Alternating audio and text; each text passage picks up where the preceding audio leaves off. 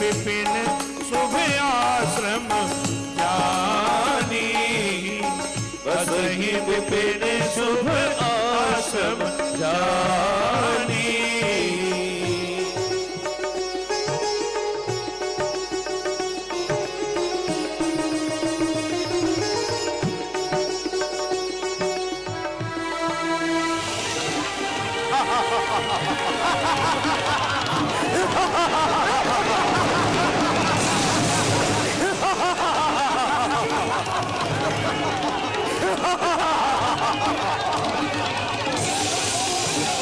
अरे मूर्खों, तीनों लोगों में सिर्फ महाराज रावण का ही गुणगान होगा,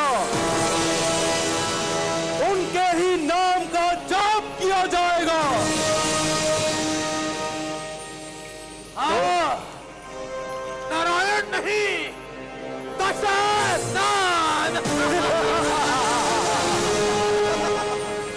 मामा श्री, इस कृत्य का इन्हें क्या परिणाम दिया जाए? तो तुम्हारी इच्छा हो बताओ पुत्र, इन्हें इसका क्या पुरस्कार मिलना चाहिए? मामा श्री, इसका तो केवल एक ही उपाय है, इन ऋषि मुनियों का वध। ये क्या कह रहे हो पुत्र? ये क्या कह रहे हो? आप ऋषि मुनियों का वध नहीं कर सकते, हमें ब्रह्म हत्या का पाप चढ़ाना चाहते हो, स्वयं दशरथ लंकेश को ब्रह्म हत्या का पाप लगाना चाहते हो। हम इनका वध नहीं कर सकते, और इसका अर्थ ये भी तो नहीं कि हम इन्हें चिन्हित नहीं कर सकते। इनका रक्त देखने की बड़ी अभिलाषा है। करो, करो। इनकी भुजाएं काट दो, काटो।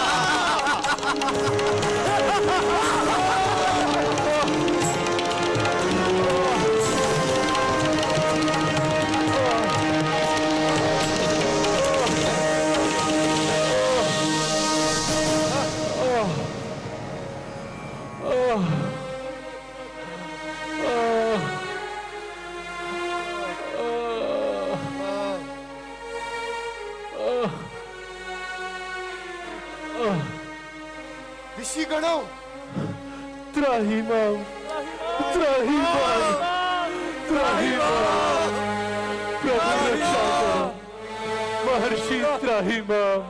क्या कटान पड़ा है आप सब पर? महर्षि, कुछ बताए तो सही। ऋषि, महर्षि, महर्षि अगस्त्य के प्रस्थान करते ही ताड़का और उसके पुत्रों का अत्याचार चरम पर जा पहुंचा है। अब तो उन पर रावण का हाथ भी है। जीवन धूवर हो गया है हमारा। राक्षसी ताड़का हम सबको कुचलना अपना धर्म समझती है। जहाँ यज्ञ हवन आदि होते थे, मंत्र गुंजायमान होते थे, अब वहाँ राक्षसों की किलकारियाँ हृदय को कंपित करती है। समस्या तो विकट है। लगता है ताड़का और उसके पुत्र मारीच सुबाहु निरंकुश हो गए हैं। महर्षि अगस्त्य तो दक्षिण पथ पर स्थान कर गए। अब आपको ही कुछ करना होगा। महर्षि अगस्त्य ने जिस प्रकार सामना किया था, आपको भी कुछ वैसा ही करना था। उन्होंने तो सुंद का वध कर दिया था, ताड़का मारीच सुबाहु को भगा दिया था। उनसे इतने भयभीत क्यों होते हैं आप? महर्षि, केवल आप ही इन दुष्टों को दंड दे सकते हैं। महर्षि, मैं दंड कैसे दे सकता हूं? मैंने शस्त्र न उठाने की प्रतिज्ञा ली है। हम आपकी शरण में आए हैं ब्रह्म ऋषि। अब केवल आप ही हमारी रक्षा कर सकते हैं, और यदि आपने हमारी रक्षा नहीं की तो संपूर्ण ऋषि समाज का विनाश हो जाएगा। यदि धर्म आदि शस्त्र समाप्त हो गए, संधान। तो धर्म की रक्षा कौन करेगा? अब आप ही हमारे यज्ञ की रक्षा कर सकते हैं। रण में मैं शस्त्र संधान तो कदापि नहीं करूंगा। मैं किसी राक्षस का वध नहीं करूंगा, किंतु आपको सबल बनाने का प्रयास अवश्य करूंगा। अभी आप सब अपने आश्रम में जाएं। मैं कुछ सोचता हूं।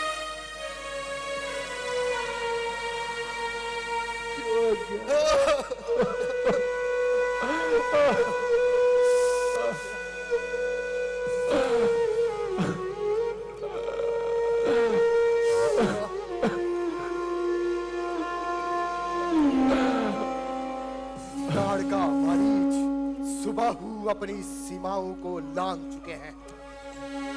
वो परपीड़ा का आनंद ले रहे हैं। अब मुझे कुछ सोचना होगा कि कैसे उनके आतंक से छुटकारा पाया जा सके। मैंने आसपास के क्षेत्रों में निमंत्रण भी भेजा था कि वो आए और मुझसे शस्त्र विद्या का ज्ञान ले, किंतु उन दुर्बलों में से किसी में इतना साहस नहीं जो ताड़का के विरुद्ध जाकर युद्ध करे। कोई तो होगा। कौन कर सकता है ये? कोई तो होगा।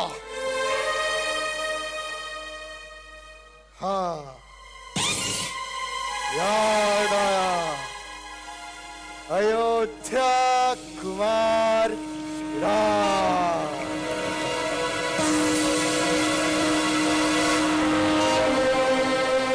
वही ऋषियों के यज्ञ की रक्षा कर सकते हैं। उनका जन्म भी तो राक्षस संहार के लिए हुआ है। मैंने शस्त्र न उठाने की प्रतिज्ञा ली है, किंतु योद्धा राम और लक्ष्मण ही अब ऋषियों के कष्ट निवार सकते हैं। इसीलिए केवल राम ही नहीं, लक्ष्मण को भी लाना होगा, क्योंकि जब तक वो मेघनाथ रावण के आगे दीवार की तरह खड़ा है, तब तक उसकी मृत्यु संभव नहीं। इसीलिए राम से पहले मेघनाथ के लिए लक्ष्मण द्वारा आहुति भी अनिवार्य है।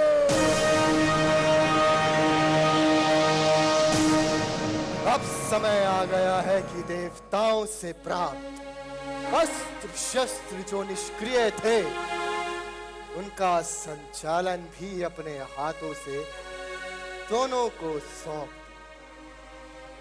ज्ञान तो सुपुत्रों को ही दिया जाता है, और राम और लक्ष्मण से बढ़कर और कोई सुपुत्र है भी। अब रावण के वंशनाश का यज्ञ रचाया जाएगा।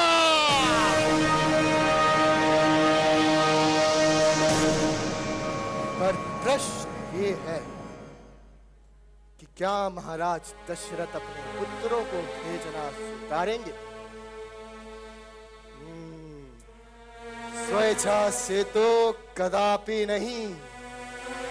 क्रोध और भय का सहारा लेना होगा। धर्म और धरा की रक्षा के लिए ये करना अनिवार्य।